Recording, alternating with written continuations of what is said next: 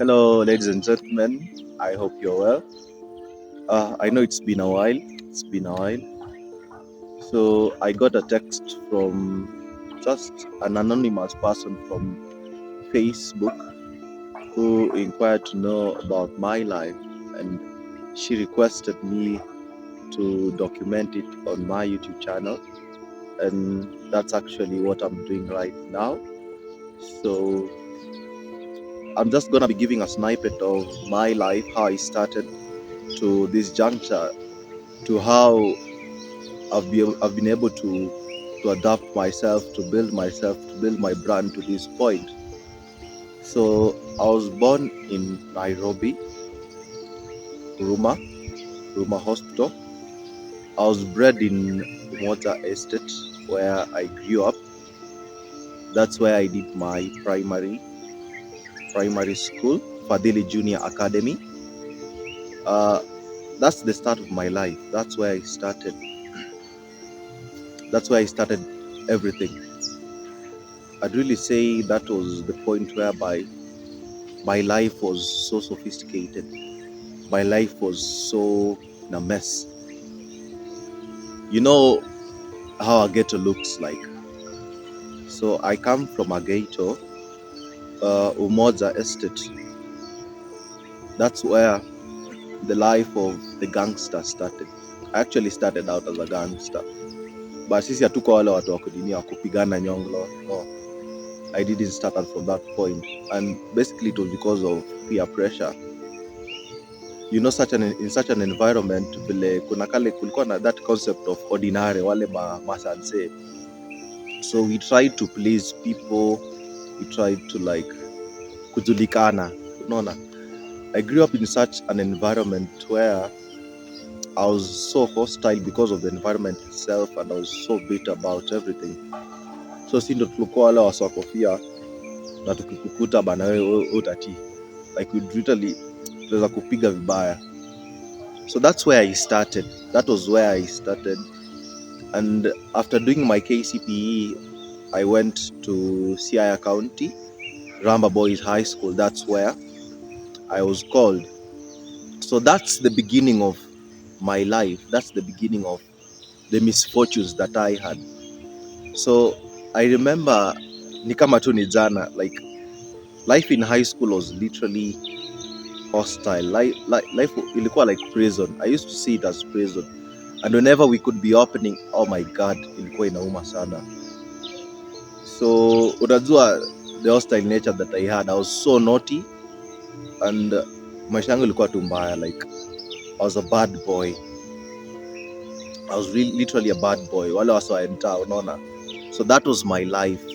That's where I started, a bad boy. So si tulikuwa wale bana in class could never listen to instructions. We could be the ones fighting, could be the ones dealing with things related to, let's say, sijasema drugs, but things related to drugs. I could never concentrate because of that environment. And in high school unajua kuna kale ka feeling that I need to fit in, lazima si ndo tuotekane, si ndo tunashtua shule. So in such an environment, I happened to be expelled, and I was transferred to another secondary school. Now I was coming from a high school to a secondary school, and at that point sasa ndio maisha ikaanza kunitandika, like literally kunitandika. So in that school everybody was heavy built. No, wasa walikuwa muunga, lakini mimi unajua nimetoka Nairobi. I was so weak, si ndo tumezoea ile unga ya nini, ile unga ya supermarket na vitu kama Weetabix. So I was pushed around in that school. I was literally pushed around, and the school itself was next to where my relatives were staying. It was along the lake. So I remember sometimes I could be chased out of school, Zusina fee, and I could just visit my relatives hapo. But being due to the fact that kuna easy to generational generational grudges that people are holding, my life was literally hard.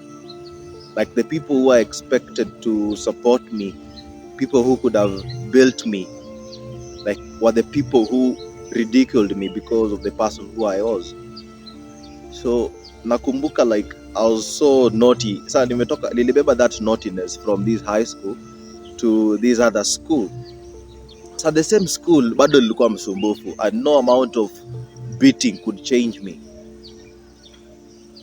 I could also, hili kitu hadi my dad never knew. He thought that the deputy could change me, the principals could change me, the teachers could change me, my grandma could change me, nothing could change me. But today I'm going to be sharing about something important that actually changed my perspective to the person that I am today. So here I was in 2018 after being expelled from a high school in a new foreign school whereby life is still consistently hard. Like literally there was no money, the food was minimal, viboko left, right and center, but shida ni I couldn't listen due to that nature of kuonekana na wase, like sisi ndo tukue tunatambulika. So ladies and gentlemen, this is where the game changer came. And I remember there's this lady I met in that secondary school who actually changed my life. So I fell in love with this lady. Na nilimpenda sana by the way. Like I literally loved her. I loved the conversations we had with her. But due to the sophisticated nature of hamwezi patikana in a relationship, you should not be in a relationship. Si tulikuwa like waswalei, unaona, kuchonga maleta, and that's how we used to send it. So nilimuingizanga box aje. I actually sent my friend to go do everything. From a younger age I loved Monopoly. Wewe enda fanya, kaunganishiwa. So it happened that we dated, kapendana, and the gangster heart that I had was changed by this lady. Like in a way that nikashanganga, kwani huyu msichana amekuja na nini? Like she changed me. Like she was so soft to me. Alinibamba sana, ile gangster nature, but I still had it. So it happened that one day after around 2 months, I was still in Form 4, 2 months, she sent me a letter, and this letter wasn't like other letters. It was actually a breakup letter. And I was like, ngoja, is this lady serious? Kufika around ile short break, vitabu zangu zishaletwa zote, and all the things that I usually shared with her alikuwa amenirudishia. And I was like, why is this lady doing this to me? Why is she all of a sudden changing? And in the letter, I remember it was in the second paragraph where she was talking about she didn't love the way I used to behave. She didn't love how I used to interact with people. I was a gangster. So sikuwa najua ni kama if she was making it up ama it was me. But one thing that I knew, like seriously, this girl was leaving me. So it happened that aliamua tu hivyo, like wewe sikupendi vile unakaa, vile unavaa, vile una associate na watu, sikutaki. And uzuri siku invest sana kwa in that lady. What could I invest in? Kwanza tuko high school, hatuna pesa, we all broke. No, in a high school whereby the ladies peke yake ndio walikuwa na escort, wanaume wanakunywa huko uji tupu hivyo. So it was literally painful for me, and that I usually say it's my game changer. I began to realize that I was living a life that wasn't mine. I was living a life that I wanted to please people by kujionyesha the way I used to dance. By the way, I'm a good dancer. How I used to dance, vile kushtua wase. My friend Eugene knows this. He was our class prefect. Na niliwahi mtishia by the way, wameenda kupiga siku moja tukitoka nje. So everything changed for me, and iliniuma by the way. So I remember that day during break time, nimekaa hivi, so unajua class yao ilikuwa huko juu, so tulikuwa huko chini, and as she was leaving I expected her to like anione huruma, lakini msichana ni nani, so she didn't even bother about me. So nilikuja kugundua that hivyo ndio iliisha tu, like, and I really loved her, and I went back to the letter that she had sent me, and I started reading. Ojo nilisoma hiyo lei karibu mara 30. But kwa shanga, really, is she really saying the truth? So after reading the letter around 30 times, I decided to take action on what the letter was saying. And I realized by the way she was talking the truth. Can I say I was dirty, minded and physically. My body language was usually like brutal, hostile. Ile kidogo kidogo tunaweza kupiga. Kwa mse wa backbench, didn't do assignments, I was rude, very rude. Na sikuwa natambua mse like ni nini wewe, mimi naweza kuchafua vibaya. So upon reading this letter, I realized that I needed to change, and that's where I actually started. That's my journey. So Zude mameni heartbreak by then nikasemanga, from next Monday this is how I want to start dressing. And for the first time, by the way, tai nilikuwa naachanga inafika huku chini kwa magoti. For the first time nikaanza kufunga tai huku. I started to tuck in, I started to speak English.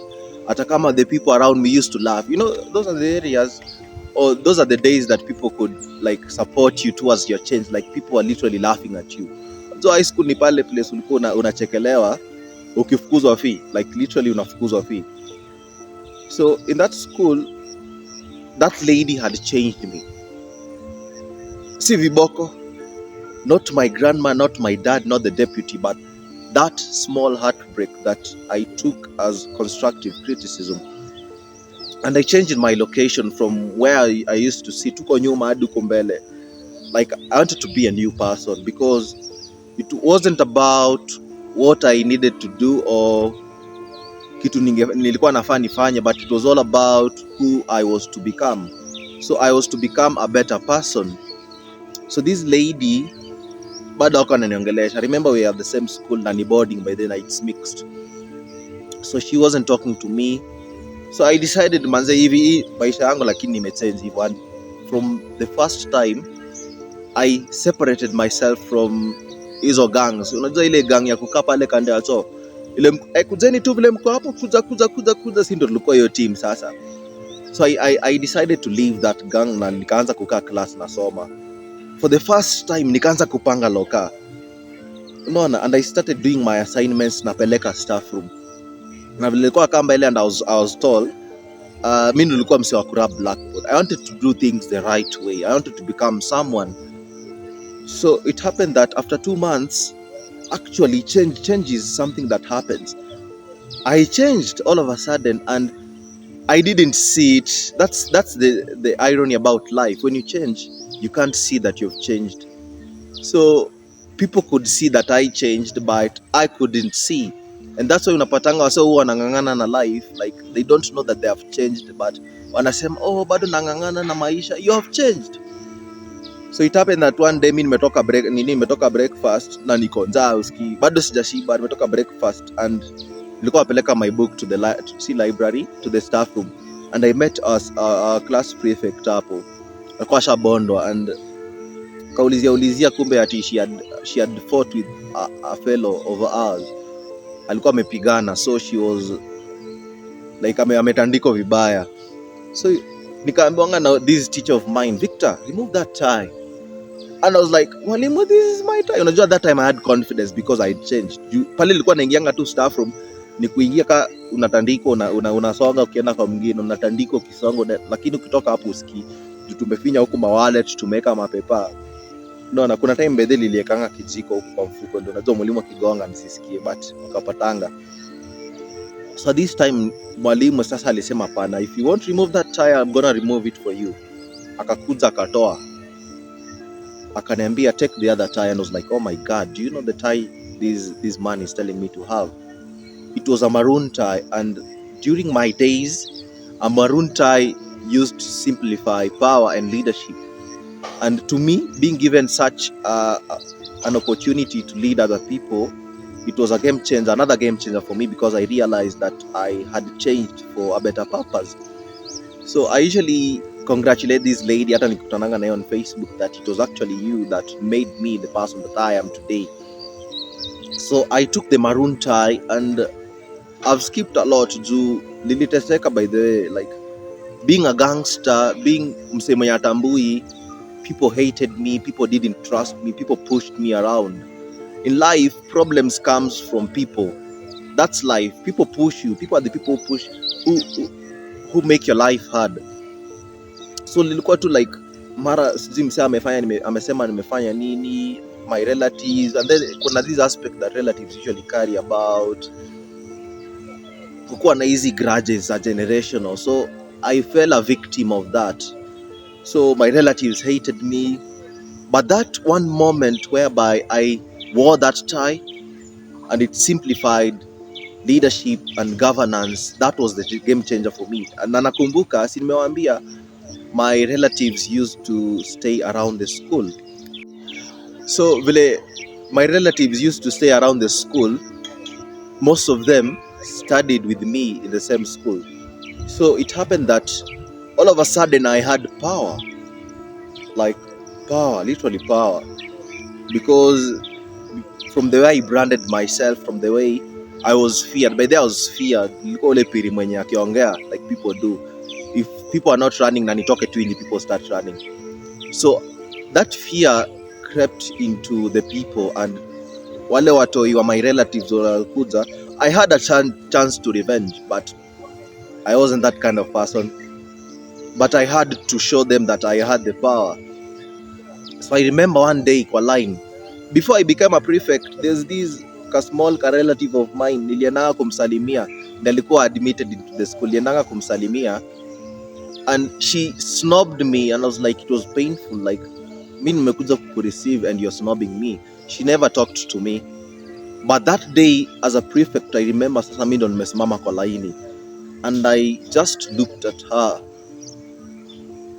without talking, and I could see how she recognized my power.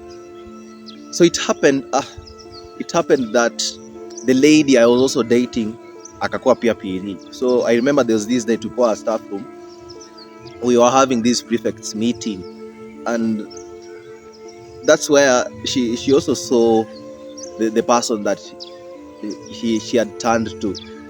Hapo ndio I remember there's this time the deputy alikuwa na complain about vile wase wafanyi manual, people are disrespectful, and I took that advantage and told that mwalimu bana, it's not about people not taking advantage, it's the same people that you call the leaders who are irresponsible. Leaders are not doing anything.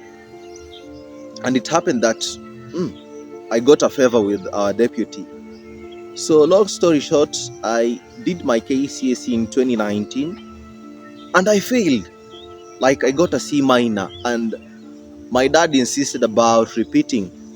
Mimi ni nani? Repeating in the same school. I couldn't allow that. Kwanza vile nilikuwa nimeshatesa wase hiyo shule, I couldn't repeat in that school because I knew how they could treat me back.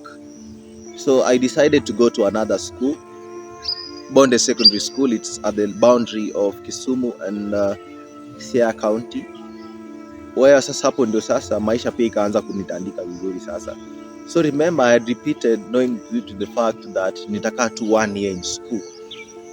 Then Corona happened and I was like, oh my God.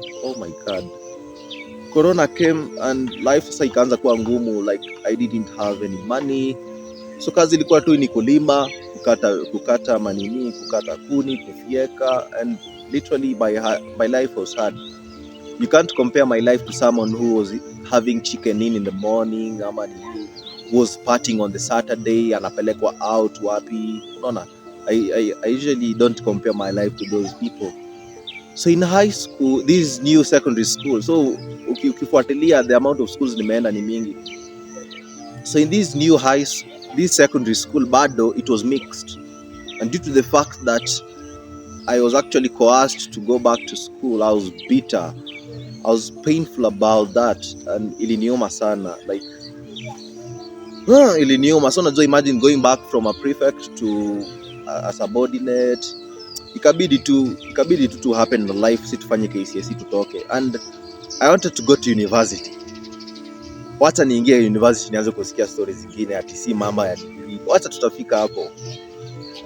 So life was literally hard, and I remember bana, nilikuwa nakaa mbele, like nilisema mi ndakuwa na maintain mbele due to the fact of my eye constraints, na pia because I wanted to learn. So vitu kama chemistry na mao ndo ilifanya nimerudi hapo into that school, and it was painful. So in that school people who had repeated walikuwa nikawa wanachomewa, and by the way it was painful for me, like tunachongolewa, oh these people have repeated. Hadi tulikuwa na hizi kamkundi za shule, like mnaambiwa watu wali repeat, simameni, how have you performed, and it was painful, unaona.